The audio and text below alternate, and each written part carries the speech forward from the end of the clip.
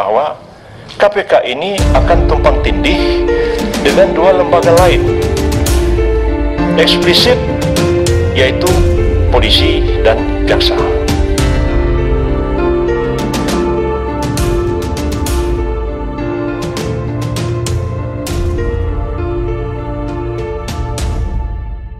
Juga ada unsur-unsur parlementer di dalamnya, maka angket itu dengan sendirinya juga melekat kepada Dewan Perwakilan Rakyat, sehingga ketika lahir Undang-Undang MD3, maka pasal-pasal tentang angket yang diatur di dalam Undang-Undang Angket tahun 1954 itu diadopsi ke dalamnya, yang dianggap sesuai dengan perkembangan zaman sekarang, dengan sistem yang lebih menitik beratkan kepada sistem presidensial yang kita anut sekarang ini setelah amandemen Undang-Undang Dasar 1945. Kalau kita membaca pasal-pasal di dalam Undang-Undang Dasar 1945, disebutkan bahwa DPR itu mempunyai beberapa tugas dan kewenangan, yaitu tugas di bidang legislasi, tugas di bidang pengawasan, dan tugas di bidang anggaran. Dan dalam rangka melaksanakan kewenangan atau tugas di bidang pengawasan itulah maka DPR dibekali dengan hak-hak antara lain, yaitu hak untuk melakukan angket atau hak untuk melakukan penyelidikan. Ketika Undang-Undang Dasar 45 selesai di amandemen, belum ada undang-undang angket, jadi masih mengacu kepada undang-undang angket tahun 1954, tetapi dengan adanya undang-undang MD3 yang baru, maka angket itu telah dituangkan di dalam undang-undang ini. Dalam pasal-pasal yang tadi disebutkan oleh Saudara Ketua, pasal 203, 204, 205, disebutkan bahwa DPR itu dapat melakukan angket terhadap pelaksanaan suatu undang-undang dan terhadap kebijakan pemerintah. Jadi terhadap pelaksanaan undang-undang dan terhadap kebijakan pemerintah. Maka timbul pertanyaan, dapatkah DPR secara konstitusional melakukan angket terhadap KPK? Maka jawab saya, karena KPK itu dibentuk dengan undang-undang,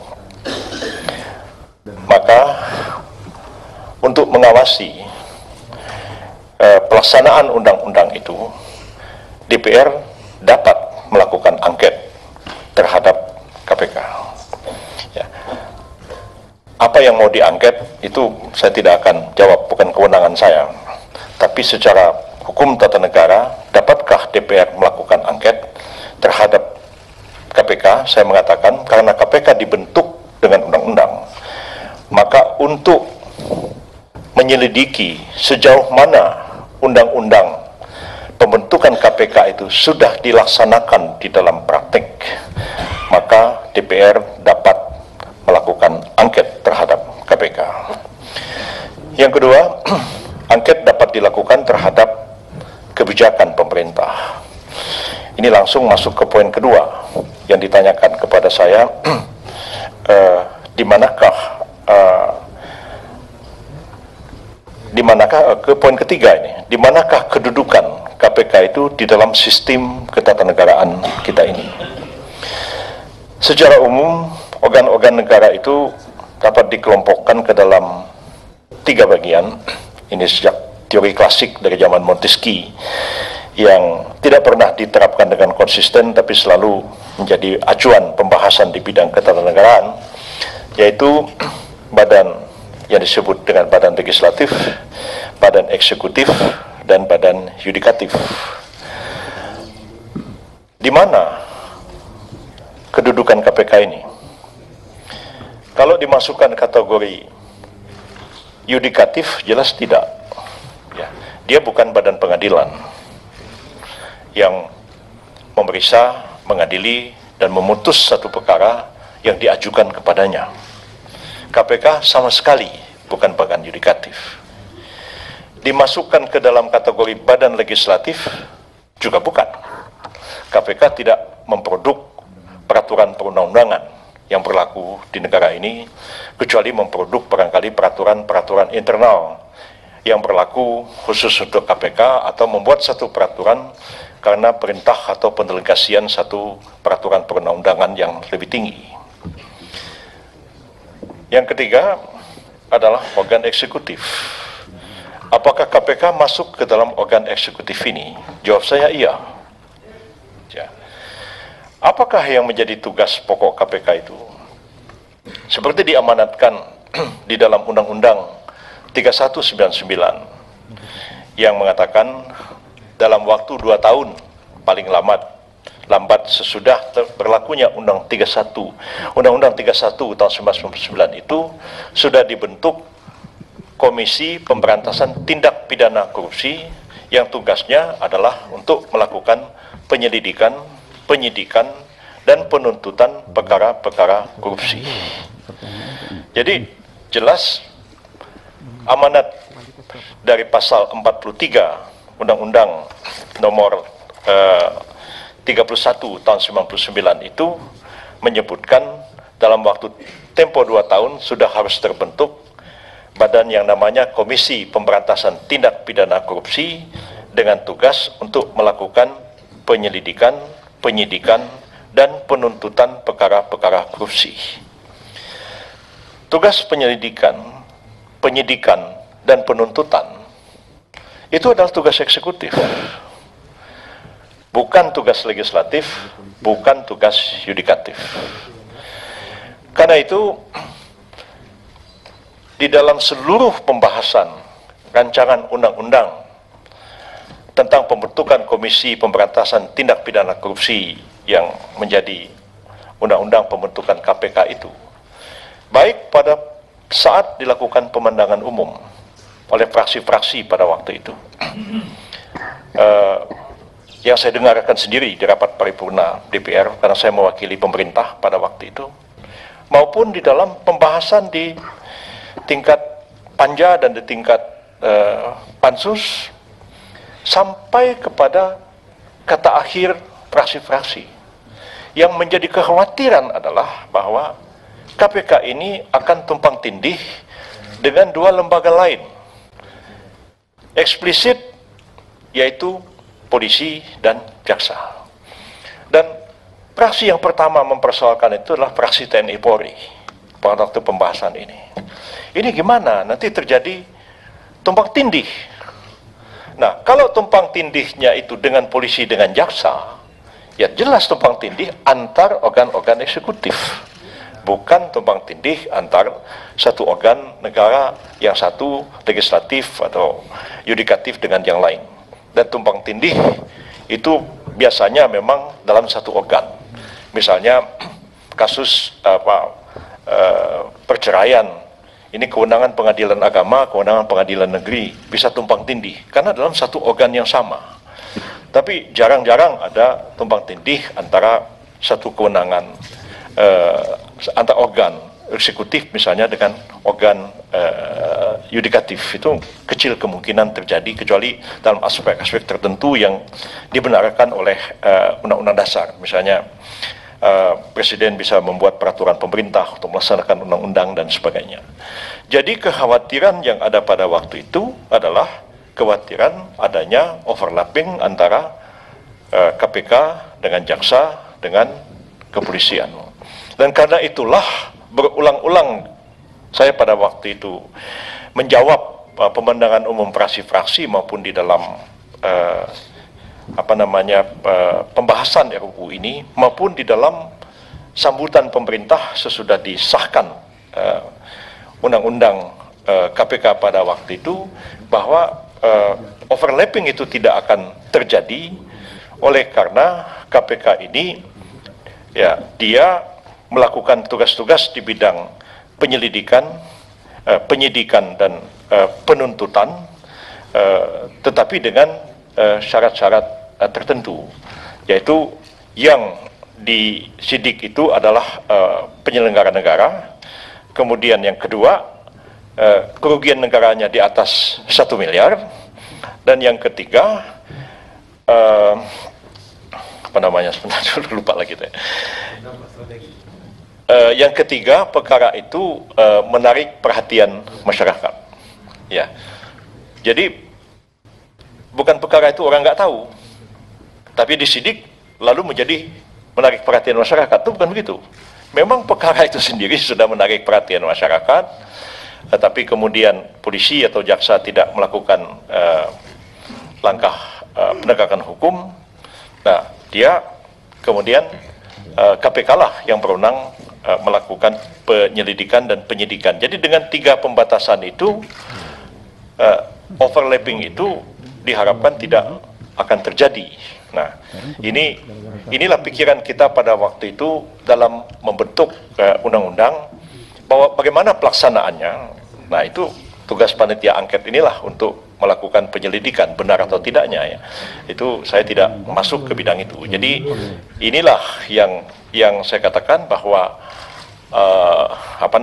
ada 3 pembatasan yang membatasi ya tidak terjadinya overlapping antara KPK dengan polisi dan dengan jaksa. Nah, hal-hal lain yang sebenarnya terkait dengan proses penyusunan undang-undang KPK ini, mengapa dia lahir dan apa latar belakangnya. Seperti kita ketahui bersama bahwa era reformasi ini lahir merupakan kritik terhadap kesalahan-kesalahan, kekurangan-kekurangan yang dilakukan selama pemerintahan Orde Baru di bawah kepemimpinan Presiden Soeharto. Mulai tahun 1967 sampai dengan tahun 19 terjadinya krisis moneter pada tahun akhir 1997 pada waktu itu. Dan seperti yang dikatakan Saudara Ketua bahwa Orde Baru itu berakhir tanggal 21 Mei tahun 1998. Pada waktu itu Presiden Soeharto menyatakan berhenti, dan kemudian seketika Wakil Presiden B.J. Habibie diambil sumpahnya menggantikan sisa jabatan Presiden Soeharto menjadi Presiden Republik Indonesia. Dan pada waktu itu, zaman Pak Habibie itu terjadi perubahan-perubahan cukup besar di bidang ketatanegaraan, demokrasi, dan lain-lain. Antara lain juga pada waktu zaman Pak Habibie itu, reformasi itu lahir TAP MPR yang sama-sama kita ketahui, yaitu TAP nomor 11 MPR tahun 98 tentang penyelenggaraan negara yang bersih dari KKN pada waktu itu. Dan ini sangat monumental. Jadi MPR melahirkan satu TAP tentang penyelenggara negara yang bersih, bebas korupsi, kolusi, dan nepotisme. Dan dari TAP MPR inilah kemudian lahir Undang-Undang 28 tahun 99 tentang penyelenggara negara yang bersih dan bebas dari korupsi. Itu Undang-Undang 28 tahun 1999. Tidak lama sesudah itu lahirlah Undang-Undang 31 tahun 1999 menggantikan Undang-Undang Korupsi 1971. Dan undang-undang ini lebih keras isinya dibandingkan dengan Undang-Undang tahun 71. Dan pada waktu kami juga waktu itu yang menjadi Menteri Kehakiman mengajukan amandemen terhadap Undang-Undang 3199 ini, lahirlah Undang-Undang 20 tahun 2001 kalau nggak salah, tentang perubahan dari Undang-Undang Tindak Pidana Korupsi ini yang isinya sebenarnya lebih keras lagi.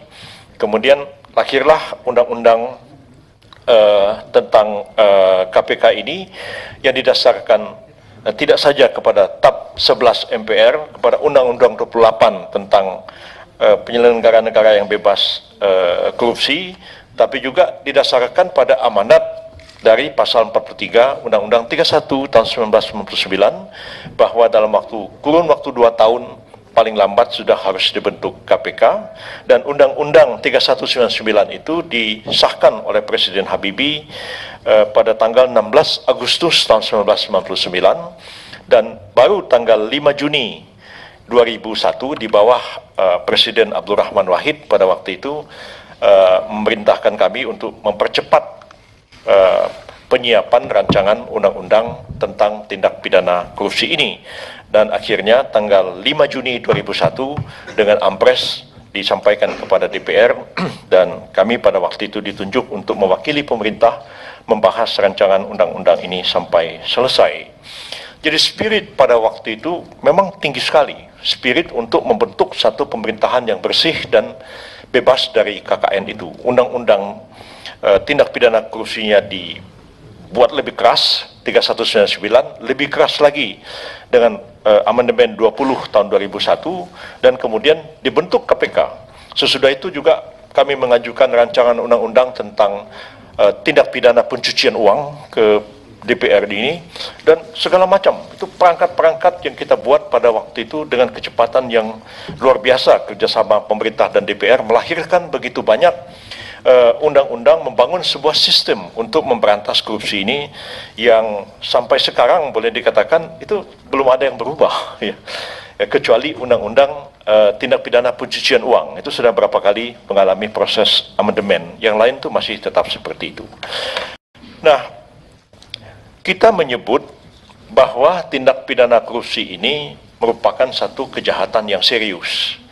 Makanya di dalam keterangan pemerintah yang pada waktu itu saya buat, tapi dibacakan oleh Pak Hari Sabarno sebagai Menteri Kehakiman ad interim, karena saya sedang di luar negeri pada waktu itu, kita mengatakan bahwa korupsi ini adalah kejahatan yang luar biasa. Kita sebut sebagai extraordinary crime, ya.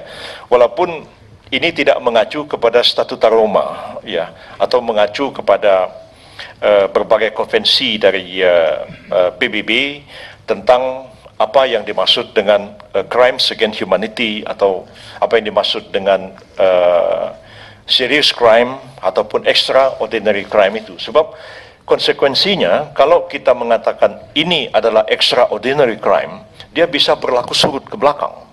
Nah, sebab itu pernah fraksi P3 pada waktu membahas RUU ini bertanya, apakah dengan dinyatakan ini sebagai extraordinary crime, berarti kejahatan yang lalu itu bisa diberlakukan undang-undang ini secara retroaktif. Nah, itu jadi perdebatan karena pada waktu itu belum ada amandemen pasal 28 yang mencantumkan bahwa ini merupakan hak asasi yang tidak dapat dicabut, bahwa hukum tidak bisa diberlakukan secara surut. Walaupun kami pada waktu itu pernah dalam keadaan yang sangat mencekam, hanya berapa hari setelah terjadinya bom Bali, ya, harus bekerja keras itu menyiapkan Perpu tentang pemberantasan terorisme. Dan Perpu itu segera kita sahkan dengan dua Perpu, Perpu 1 2002 dan Perpu 2 tahun 2002. Perpu 1 adalah tentang pemberantasan tindak pidana terorisme. Perpu 2, pemberlakuan surut selama 15 hari ke belakang, itu dengan maksud supaya Perpu ini bisa dijadikan landasan untuk menindak mereka yang melakukan pemboman di Bali itu. Itu jalan, walaupun saya harus terus terang susah payah mempertahankan dua Perpu itu di DPR ini, pada akhirnya disetujui untuk disahkan menjadi undang-undang. Saya sempat dimaki-maki sama Ayam Fatwa pada waktu itu mengenai Perpu ini. Tapi saya pikir itu Perpu yang cukup tegas, tapi tetap menjunjung tinggi HAM, ya. Walaupun pelaksanaannya itu barangkali, ya, kalau mau diangket sama DPR silakan saja barangkali, ya. Karena saya sendiri juga yang menyusun Perpu itu nggak pernah terpikir akan dilaksanakan seperti itu. Seperti kasus di Blok M misalnya, ada di Masjid Pelatehan ada polisi ditusuk, terus diklaim teroris, terus orangnya dicari, terus ditembak. Itu kami yang menyusun undang terorisme itu tidak pernah berpikir sampai sejauh itu implementasinya di lapangan. Dan saya kira kalau dibuka undang-undang terorisme itu nggak ada kewenangan seperti itu. Sebab bagaimanapun tetap proses peradilan itu harus dilakukan, dan kita tidak ingin ada apa yang disebut dengan extrajudicial killing. Tidak bisa apa yang dikatakan pembunuhan di luar putusan dari pengadilan. Seperti yang sekarang kita tahu terjadi di Filipina, ya, sehubungan dengan jatuhnya korban yang dianggap sebagai drug dealer, sebagai pengedar narkotik. Dan kasus itu sekarang dibahas di Dewan HAM di Jenewa dan dilaporkan ke ICC di Den Haag sebagai satu kejahatan yang dikatakan sebagai extrajudicial killing. Jadi yang terjadi dengan Perpu nomor 2 itu, ya, walaupun Amrozi dan lain-lain itu sudah diadili berdasarkan Perpu itu, tapi kemudian ya, Perpu nomor 2 itu dibatalkan oleh Mahkamah Konstitusi. Jadi memberlakukan surut itu bertentangan dengan UUD 45, dan karena itu tidak bisa diperlakukan. Jadi kalaulah di dalam undang-undang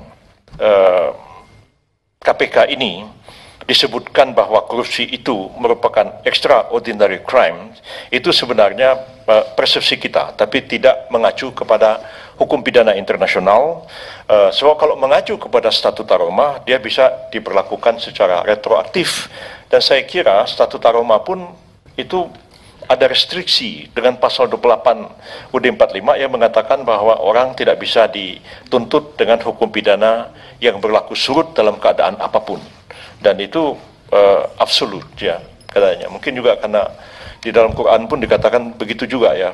Sesungguhnya Allah tidak akan menghukum sesuatu kaum sebelum diutus seorang rasul kepada mereka untuk menjelaskan mana yang benar, mana yang salah. Jadi supaya nanti nggak di akhirat orang mau dimasukin, kamu masuk neraka, tentu orang protes, kok Tuhan saya masukin neraka gitu, kamu kan nggak pernah ngasih tahu mana yang benar, mana yang salah. Jadi itu sebenarnya prinsip bahwa hukum tidak bisa diberlakukan secara retroaktif. Dan saya kira kami juga ikut waktu itu, dan bahkan saya menandatangani Indonesia sebagai pihak dalam penandatanganan konvensi PBB, UN Convention Against Corruption. Pada waktu itu saya tanda tangani di markas PBB di New York, dan sudah kita ratifikasi, pun tidak menyatakan bahwa korupsi ini merupakan satu extraordinary crime. Tapi ya, yang kita tekankan, ya, adalah cara kita menindaknya, cara kita memberantasnya. Kita menggunakan cara-cara yang extraordinary, karena dianggap masalah ini sudah akut pada tahun 99 sampai dengan tahun 99 pada masa pemerintahan Orde Baru itu. Maka itu, meskipun kalau kita membaca risalah dari pembahasan RUU tentang pembahasan undang-undang KPK ini, dalam keterangan pemerintah, jawaban pemerintah, itu tidak secara eksplisit dikatakan bahwa kita membentuk satu lembaga yang istilah orang sekarang ini super body, ya, tapi lembaga yang diberikan kewenangan-kewenangan yang luar biasa yang kita maksud. Tapi di dalam pembahasan-pembahasan itu hal seperti ini berapa kali dibahas dan dibicarakan. Jadi sepanjang ingatan saya pada waktu itu, saya mengatakan begini ketika ditanya kepada pihak pemerintah, kok diberi kewenangan-kewenangan yang luar biasa. Saya waktu itu mengatakan, ini ibarat Kopkamtib. Ya, Kopkamtib itu dibentuk oleh Presiden pada waktu itu dengan pertimbangan bahwa situasi keamanan dan ketertiban masyarakat kita ini begitu parahnya pasca G30S dan setelah beralih ke Orde Baru. Sebenarnya tugas pemulihan keamanan ketertiban itu tugas polisi sebenarnya, tapi itu diberikan kepada tentara. Maka pada waktu itu Menhankam, Pangap, nah lalu ada Wapangap langsung menjadi Pangkopkamtib. Orangnya sangat terkenal, almarhum Pak Laksamana Sudomo. Jadi dia diberikan kewenangan luar biasa, bisa nangkep orang, bisa nahan orang, enak-enaknya Pak Domo aja. Bisa bilang orang ekstrem kiri, ekstrem kanan, orang nggak bisa pertanyakan. Ya, jadi itu dalam situasi yang kritis seperti itu, bisa saja pemerintah mengambil satu langkah yang luar biasa. Tapi setiap lembaga yang luar biasa itu tidak merupakan satu lembaga yang permanen. Ya. Jadi Kopkamtib itu kapan diakhirinya? Diakhiri oleh Pak Harto sendiri. Ya, ketika mulai banyak desakan-desakan bahwa Kopkamtib itu terlalu banyak melanggar HAM, ya, terlalu banyak membatasi kemerdekaan negara. Akhirnya Pak Harto dengan keputusannya sendiri, Kopkamtib itu dicabut. Nah, KPK ini pun saya katakan waktu itu, dia seperti Kopkamtib itu, diberikan kewenangan-kewenangan luar biasa. Tentu maksud kita, seperti tadi yang saya katakan, kemungkinan terjadi overlap antara satu lembaga dengan yang lain, KPK, polisi, dan jaksa. Maka dalam pembahasan RUU ini, yang dikedepankan itu adalah koordinasi dan supervisinya. baru penyelidikan, penyidikan, dan penuntutannya.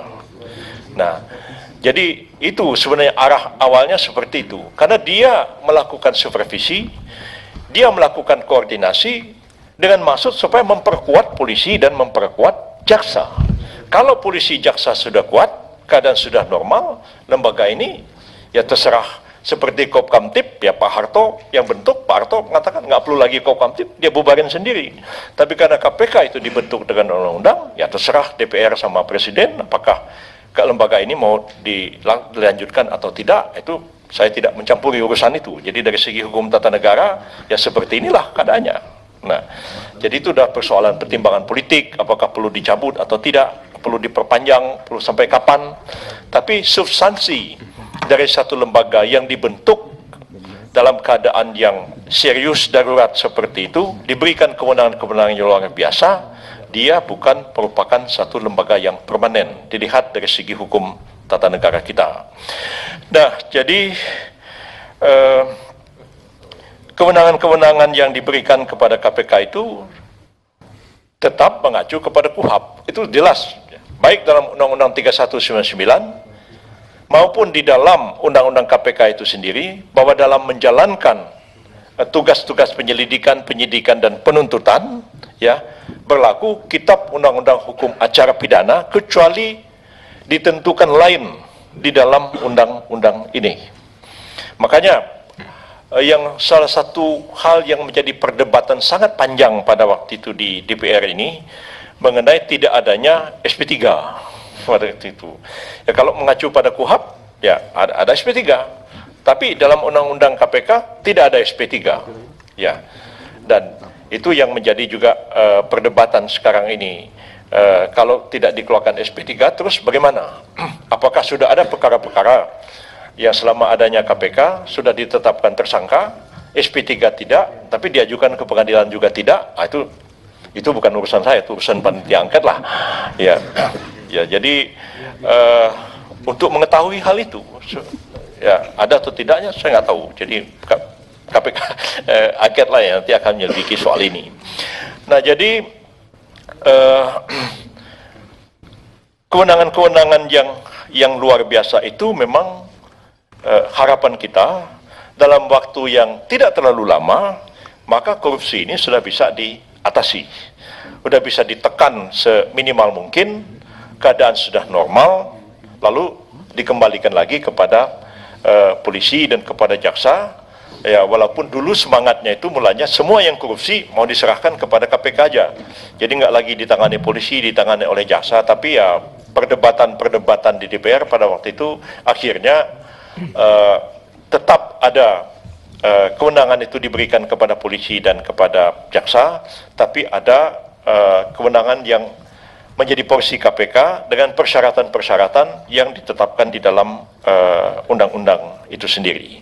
Jadi itu kira-kira poin yang dapat saya terangkan ini. Apakah sudah menjawab apa yang diinginkan oleh pansus atau tidak? Barangkali mungkin dalam diskusi nanti saya bisa terangkan lebih rinci, dan saya memberikan kesempatan kepada Pak Zen supaya saya tidak terlalu lama untuk menyampaikan keterangan ini. Terima kasih Saudara Ketua. Wassalamualaikum warahmatullahi wabarakatuh.